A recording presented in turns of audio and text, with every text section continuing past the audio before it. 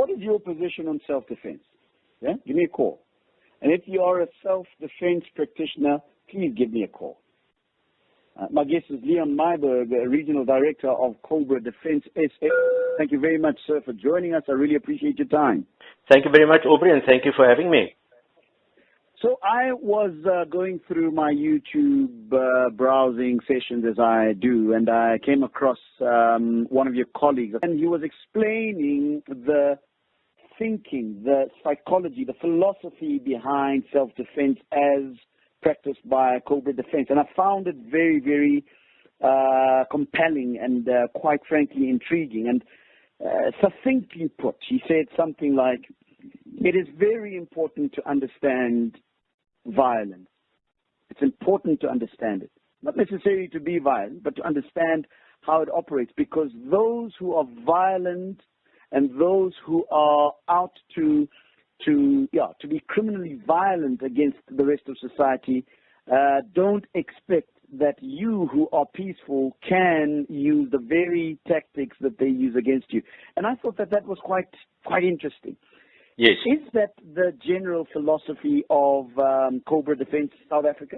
Definitely so, yes, Aubrey. A lot of people think that self-defense is basically the ability to fight or to use a gun to defend against an attacker.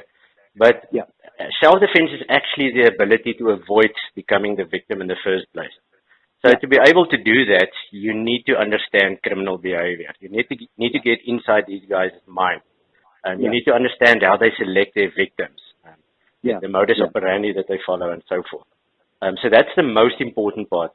If you can avoid an attack before you have to lift your hands, you've actually defended yourself. Absolutely. But if you cannot avoid it, because that sometimes happens, you might be ambushed, then self-defense basically refers to the ability to use the minimum or reasonable force to stop the threat or to stop the attack. So the law has very specific guidelines on that, when you can use certain types of violence or self-defense techniques to defend yourself. Yeah. We're in a time, Leon, where the violence against women and children seems to be escalating. Correct. We read and hear about it all the time. In fact, I've been having quite a robust sparring session in the previous hour about the fact that a particular woman was violated by a very senior, powerful person, or alleged to have been violated by a very senior, powerful person. And I am of the opinion that perpetrators of violence, whether it's sexual violence or any other form of violence, count on the fact that most of us don't know how to defend ourselves. We hardly ever think about it. Would that be a fair assessment? That's a spot-on assessment. Criminals operate in very much the same way as predators operate in the wild. Think of a lion hunting impala. Very, very seldom will you see them going after the fastest one. They're always after the one that's lagging behind, or the baby, or the one straying to the side. So criminals operate in exactly the same way. They want the easy opportunity. So anything or any person that they think they can easily overpower, and that will not offer any form of resistance, they are the prime target for these guys. So go ahead. So generally speaking, to categorize, they basically categorize potential victims in certain groups: people with physical disabilities, and people of certain genders, people who are distracted, people, those type of things. Everywhere where they can see a soft or easy opportunity, that's where they will strike. So that says to me that sometimes, without knowing it, we can be predisposed to a violent attack by criminals at some point. Yes. It appears to me that we need to understand what signals we may be putting out there for would-be criminals without our knowing that we are putting those signals out, that they are aware in very much the same way that a predator would be able to see those signals of weakness in a prey. Yes. What sort of things are typically being pushed out by victims of criminality or violent criminal attacks? Okay. So, as I said, criminals look for easy opportunities. So the typical things that you do in public that makes you a perceived easy opportunity. For example, talking on your cell phone in public, checking your social media status. If you do that, you're totally distracted. You're not aware of your immediate surroundings, and these guys can just zoom in on you. Similar with if you go jogging, running with your earphones, they can literally come up behind you and verbally plan the attack, and you will not even know about it. Applying makeup at the traffic intersection while you're at the traffic light or at the stop street. The way that you carry yourself, if you walk with a unsure position or a slouching posture, those typically give off signals that you're not confident and that you're potentially an easy opportunity. They look for things like age. Balding men, believe it or not. There's a perception this guy is getting older. He might not be able to put up the fight he might have been able to put up when he was younger. Maybe I can take him. People with walking aids, people in wheelchairs, children, because they're naive, they can easily be, confused, they can easily be intimidated. Manipulated, Yes. So those are the typical things that criminals look at. Very basic stuff, actually. It's common sense stuff, but that's how they think. As long as it's easy and there's the least possible chance. In a nutshell, they look for the vulnerable and weak. Correct. Exactly. They want easy opportunity. The easiest possible way to get what they want, that's what they're looking after. Give us a call, 011-883-0702. My guest is Leon Myberg, Regional Director of COBRA Defense SA. We're talking about self-defense, the mentality of self-defense, the mentality of vulnerability, why it is that criminals who would attack you would choose you, Give us a call, 011-883-0702. Just a few days ago, Leon, a young girl at a school in Pretoria committed suicide because she was being bullied. Yes. Bullying is obviously also another form of violence, and it has, I suppose, many different degrees and many different intensities, right? Correct. But the literature that I've been reading about the psychology of bullying and the bullied, in other words, the one that is bullied, is that they also typically have a particular mindset, a particular way of behavior that somehow attracts bullies. Talk to me about that. Is that true even for people that get attacked by criminals? Yes, you have to distinguish between bullies and criminal attackers. Your typical criminal that stalk children on social media are cyber predators. Then you get your cyber bullies, which is more a non-criminal type of attacker. That's your friends in school and those type of things. So they generally look for awkwardness in children. So similar, as if there was no computers involved, they would pick out the kid that's odd looking, or the one that's a bit shy, or the one that's maybe super clever and that's doing exceptionally well in school. The one with the slouching posture, the little ones. Sometimes the awkwardly big ones are also selected. And it's very much a social thing, because these bullies, they normally come from a background where they don't get a lot of recognition from their peers or their parents or their family. And they want to establish a social presence. So if they can belittle other children, they get a kick from that. So they get some social status. Some of them actually go over into violence. We term that wolves. So the wolf is very prone to use physical techniques to show his dominance. And that doesn't necessarily mean they will pick the small ones. Sometimes they deliberately go for the big guys, because if they can manage to overpower them, especially if they are friends close by, I mean, that does a lot for their self-defense or their social standing. Yeah. So yes. Sorry, Leon, we're speaking. Go ahead. I just wanted to invite callers to call in on 011-883-0702. My guest is Leon Myberg, Regional Director for COBRA Defense SA, and we're talking about self-defense, and we are still going through the psychology, the physical posture of victims, and how to understand how you are being perceived by criminals with violent intentions on you. And perhaps you could give me a call. Maybe you have been a victim of violence by criminals. What did you learn from that process? What did you ascertain? Are you perhaps a candidate even now of perhaps exploring self-defense techniques? Please give us a call on 011-883-0702. Do you jog? Are you the kind of person that does your jogging with your earphones, completely oblivious of your surroundings? Have you understood that that makes you a possible candidate for being attacked?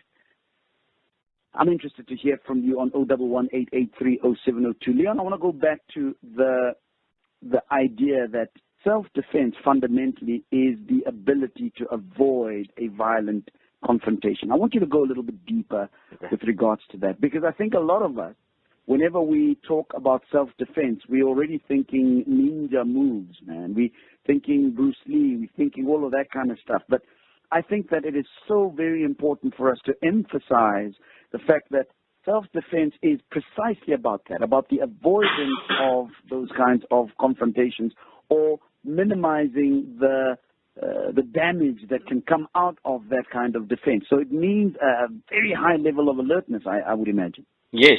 The first thing that one needs to remember is that criminals always try to control the time, place, and method of attack. So they decide when, where, and how it happens. So this gives them a lot of tactical advantage. They have the edge on you. In COBRA, we have a principle called the AAA principle. The first A stands for awareness. Awareness does not necessarily mean that you have to be paranoid and look for criminals around every bush. What awareness means is that you need to understand how criminals think and select their victims, and that there are more than one type of attacker. It's not only criminal attackers. There's also bullies, wolves, psychopaths, all those type of categories. You have to be able to recognize the pre-attack indicators. What signals does these attackers give off to warn you that they're about to attack? You have to know what actions you can take to avoid becoming a victim. You have to look at things like exit awareness, things that you can use as improvised weapons should there be an incident. And then the next step, the most important step after awareness, is alarm. So every one of us is blessed with a built-in alarm system. There's no sirens and bells going off, but the moment you get that feeling something is not right about a situation or a person, or you experience that sensation of butterflies on your stomach, or a trembling hands and knees, you have a dry mouth, sudden tunnel vision, loss of hearing, all those things are symptoms warning you of danger. Your body secretes adrenaline, and the adrenaline prepares your body for the next phase. Now, this is where things can go right or wrong. If you listen to that alarm signals and you act upon it appropriately, generally speaking, you will be able to avoid becoming a victim. But a lot of people think they're paranoid, and then they continue in the same way that they were continuing, and they ignore those signals. And they tend to be the ones becoming the victims. And then the last A stands for action. So your alarm has warned you now. What do you do now? So you have basically three options. You can flee or evade the situation, which is always the best option. You can freeze and comply with what they want you to do, which is advisable if property is at stake, because you can insure property and you can replace it. It's not worth fighting for your cell phone and getting killed in the process. And then the third option is to fight. And we advise that you fight whenever your life or somebody else's life is in danger. If that guy wants to put you in his car, or if he wants to rape you, if he wants to cut your throat, you need to fight with everything that you have. So that's the most important part of self-defense and avoidance of becoming a victim. If you take one thing home tonight, and that's the AAA principle, you know a lot more than the average person on the street. Those are the life-saving tips. Sure. Give us a call, 011-883-0702, as I speak to Leon Myberg about self-defense. Have you been in a situation where you got those internal alert systems that you've already got naturally? Your mouth drying up, when you get that tunnel vision, when your ears start to ring, and all of those kinds of things. Have you been in that situation? Did you listen to that internal alarm and take appropriate action, or did you just ignore them? And what was the outcome of that? I'd really be interested to hear from you on 011-883-0702. You know, Leon, we live in a very, very interesting time that sometimes conversations like the one that you and I are having could be construed by some as one that is encouraging people to be violent. For the last 25 minutes, we have been speaking and actually saying that try as much as possible not to be violent, avoid, you know, and all of those kinds of things. What do you do when you're confronted with that debate where people say, you know, this whole conversation about self-defense is actually counterintuitive for the kind of peaceful society that we're trying to create? How do you deal with that kind of pushback? In our view, self-defense is actually the ability to avoid conflict in the first place. We actually don't advocate conflict at all. All the steps that you can take to prevent becoming a victim, that's what we push. But it's, however, not always possible to avoid that. Sometimes you are just the victim of a guy with violent intentions. He doesn't care about you. He doesn't care whether you're a good person, whether you're a deacon in church, whether you are married, beautiful. You're just an opportunity to him. He doesn't even regard you as human in many cases. He regards you as some sort of a subspecies, and he thinks that he's authorized to violate you to get what he wants. So in those cases, life over everything. You have to fight for what's most important to you, your life. If you don't fight in those situations, imagine the consequences for your family, for your friends who will be losing you. So that's basically our pushback. But we fully agree. We shouldn't become involved in violence unnecessarily. Hence the importance of being able to recognize the pre-attack indicators. Yeah. Give us a call. I see some calls starting to come through on 011-883-0702. Would love to hear your thoughts about your position in as far as self-defense is concerned. I'm one, Leon, that is really, really passionate about saying that maybe some of these principles that you and I have been talking about should be taught as early as possible. As young kids, as young as in, I don't know, grade R, should already be starting to be exposed to some of these principles, especially young little girls. What is your position as far as that is concerned? I fully agree with him.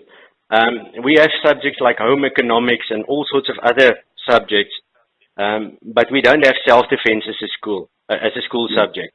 And one would think in a violent society like ours, that would be priority number one. You know, you don't need to teach children how to fight, but if you teach them how criminals think and operate, that there's actually various types of attackers, how to recognize and avoid things like conflict de-escalation, verbal skills, that could go a long way towards preventing crime.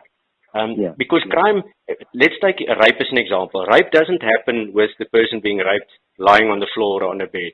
Rape happens with the first eye contact that's made, and then it escalates. So if you are able to recognize all the warning signals up front, imagine how many cases can be prevented.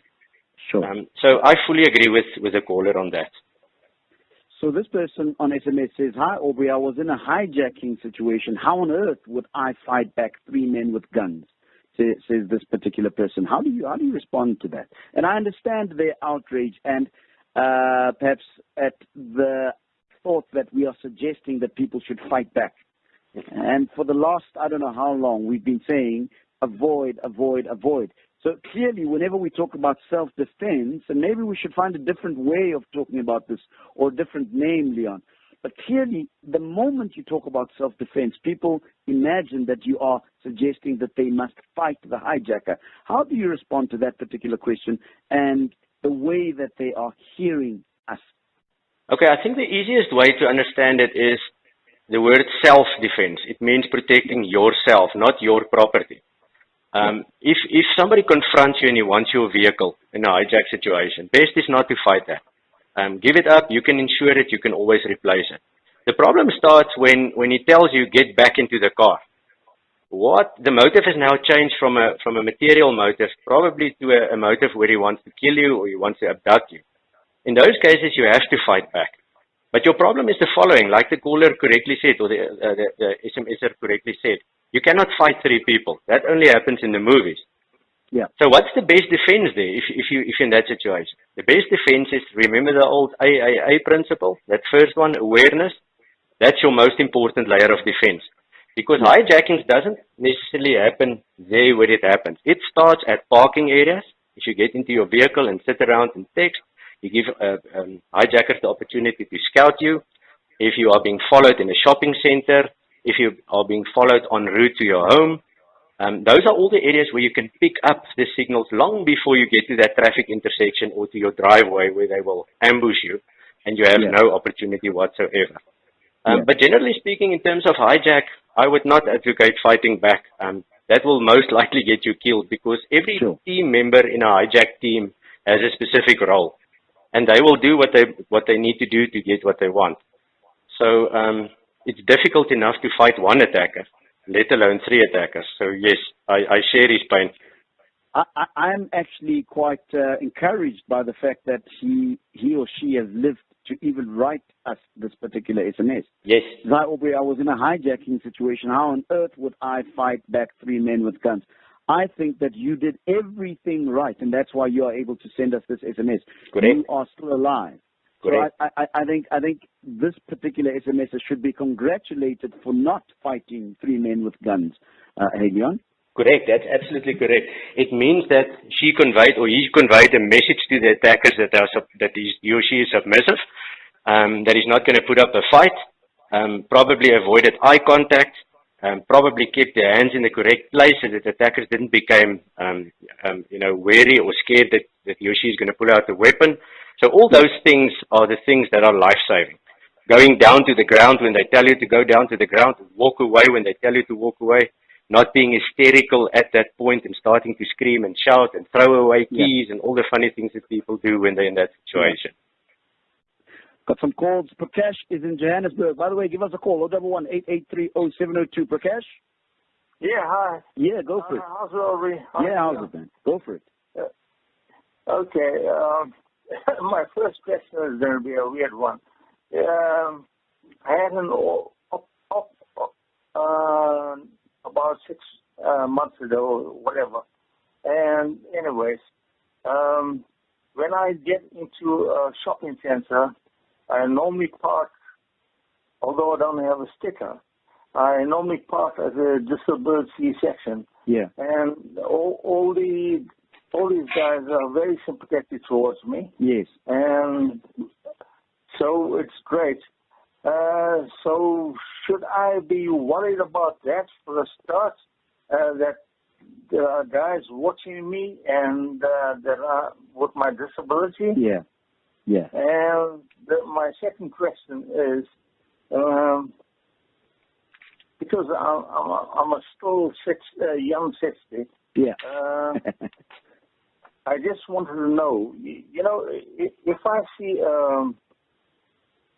a fight between young guys or whatever it is, I always want to get in there and separate the guys and try to sort it out. Yeah. Is that the wrong thing or the right thing? Great question, Prakash. Leon? Right. In regards to the disability and being an older person, that definitely in the eyes of predators makes you a soft target. So they will definitely look at you differently than they do at other people. So it's advisable to be very cautious when strangers approach you and to listen to that internal alarm. If you feel something is wrong, your body will warn you. Look for it. If you see persons displaying things like excessive eye contact, or they are looking around when they're supposed to look at you, or they're looking you up and down and assessing you, or there's a group formation, it's suddenly a lot of guys that doesn't look very nice. They are trembling, sweating, physically touching your body the whole time. Those are generally all pre-attack indicators to show that, they're probably planning to do something. So you have to be extra cautious of that. Yeah. In regards to getting in between 2 guys fighting, I would not advise that you do that. Remember, 2 guys fighting is busy with a social dominance game. The one is trying to show the other one that he's more dominant than he is. Anybody interfering in that process will automatically draw himself into the game. So you will become a victim most likely. The dominant one, or the one that thinks he's more dominant, will probably resort to violence. So that's always a difficult thing. Emotions are running high at that point in time. So the best thing is not to become involved. Let them resolve their own issues. Yeah. Because if you intervene and somehow you get in a position where you have to use violence or force against those people, you might end up also facing a criminal charge for assault because it's a fight. You were involved in a fight situation. Yes. Give us a call on 011-883-0702. My guest is Leon Myberg, Regional Director for COBRA Defense SA. We're talking about self-defense, and I'm hoping that you are getting some valuable information about your own personal safety. Some of the tips that he's giving, are they making any sense for you? Your children, your wife, yourself, yeah? Give us a call. I'd love to hear from you on 011-883-0702. Is self-defense something that you've been thinking about, something that you have started to perhaps explore? Leon, when somebody is starting to think in those terms, what sort of questions should they be asking, just in terms of the training that organizations such as yourself give? Where do they start? How should they start preparing themselves to become a little more, how shall I say, a little more vigilant about their safety? Right. So if somebody is seeking out self-defense training, it's very important that they do so, that they do get that training from a reputable service provider that's well versed in reality-based self-defense training.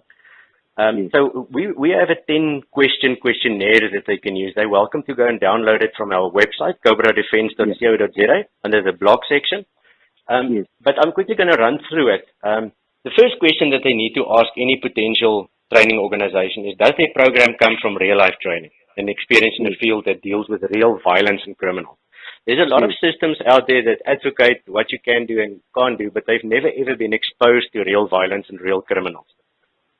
Or they are sports. Or they are sports-based, yes.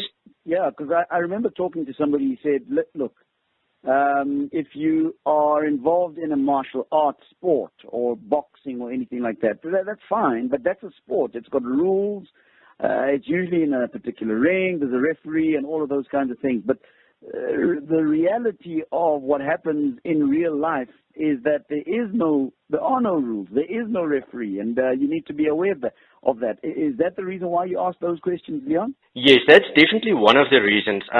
Your original martial arts was developed in ancient times to assist the people to protect themselves against armed attackers, and some martial arts developed to use weapons against weapons.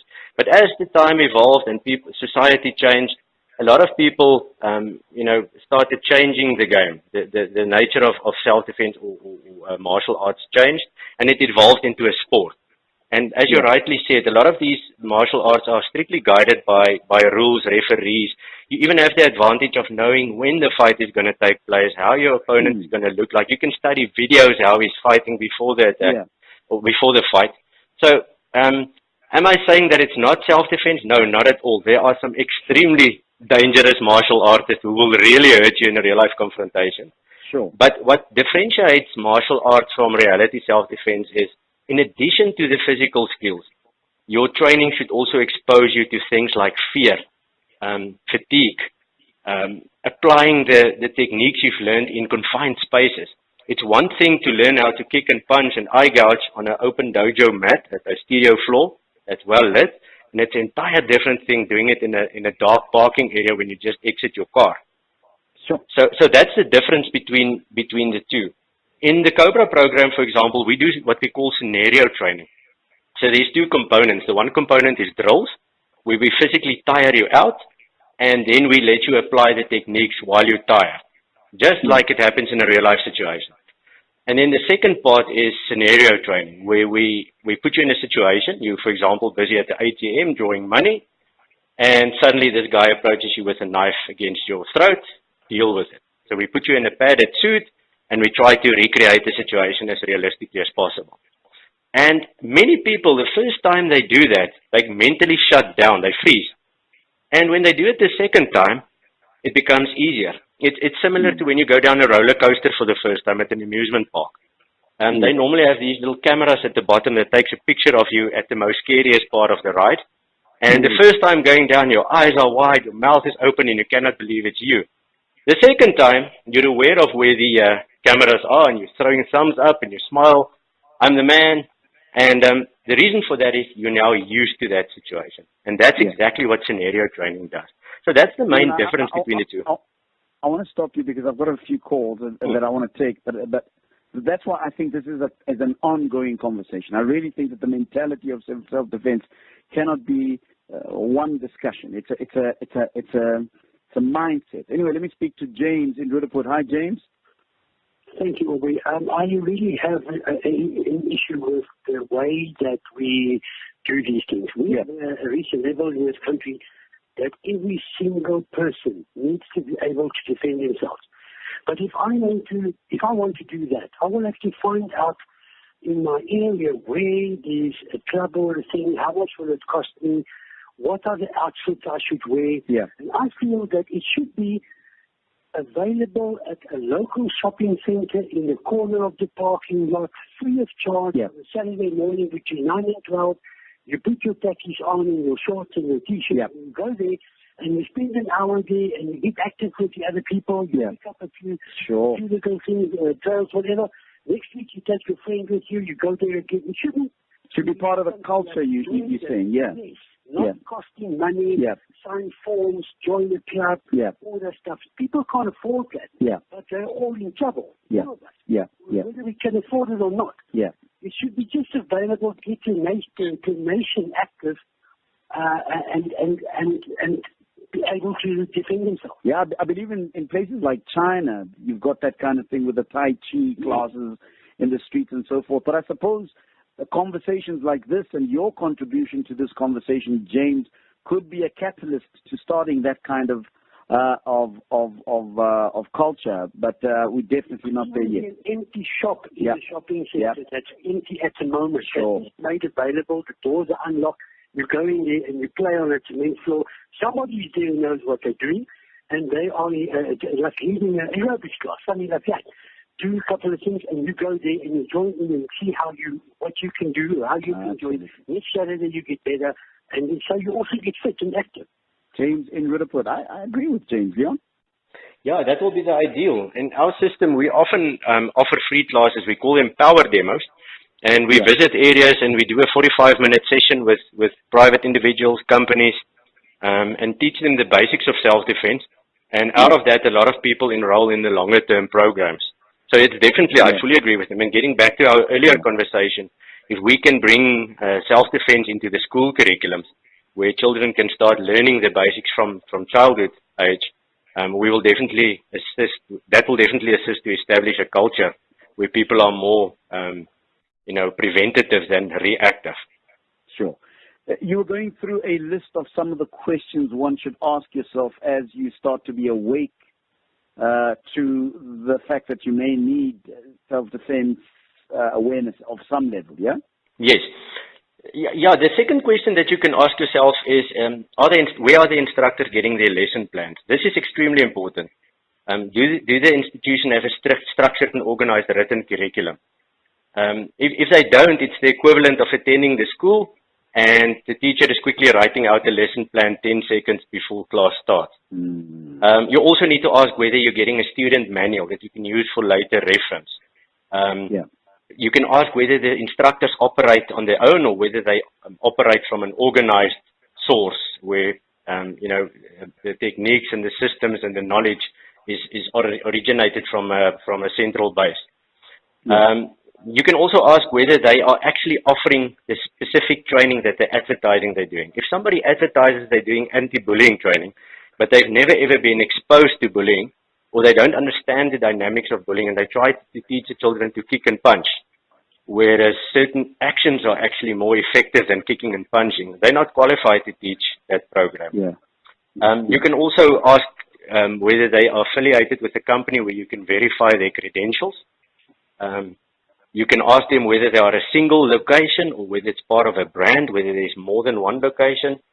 How long has the program been around? Is it a new thing or has it been established for a long time? You're looking for credibility. Credibility, correct. Yes. Yeah. And in regards to that, the next question is also then, if you are looking for training for your corporate company, you can ask for references from other companies. Where have they trained before? If they only train individuals, you can ask for references. Check their social media pages and see what type of likes and reviews they get. And another very important thing is to ask, where do the instructors get their ongoing training? Is the instructor just thinking up, new techniques and strategies, or does his knowledge come from a reputable source? Is it based on research? Is it based on actual things that happens to real life people?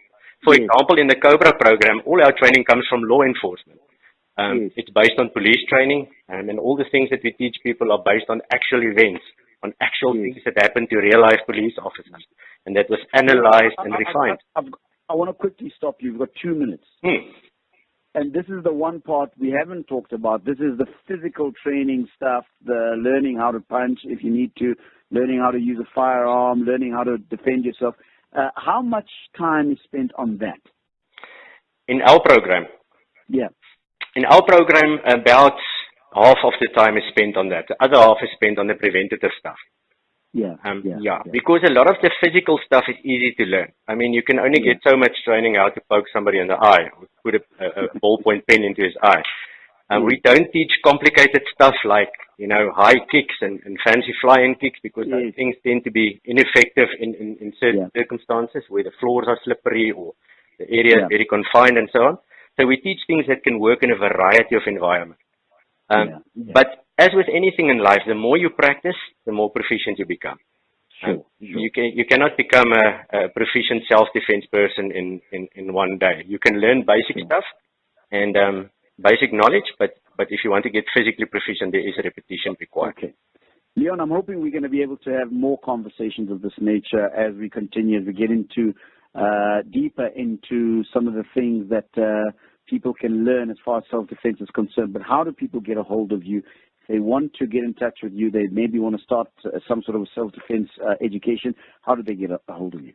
Okay, Aubrey, our email address is info at COBRA Defense. They can spell it with a SE or a CE, .co.za. Our cell phone number is 0822 999 117. And our website is www.cobradefense.co.za. And what does your footprint look like? Where are you positioned in the country? Currently, we have branches in Bloemfontein, Cape Town, Langebaan, Fourways, Benoni, Kempton Park. Those are the training centers that we have. But for the people that are not close to training centers, we also have an online college where they can access training videos and materials online. selfdefensecollege.com. And then we are based in more than 25 countries worldwide, more than 135 locations. So we're a global brand. Leon, I want to thank you very much for making yourself available. I'm hoping that you'll be available sometime soon as we go into more of our understanding of self-defense. I really appreciate your time, sir. Thank you very much for the opportunity, Aubrey. Have a great evening. Great stuff. Leon Nyberg, Regional Director.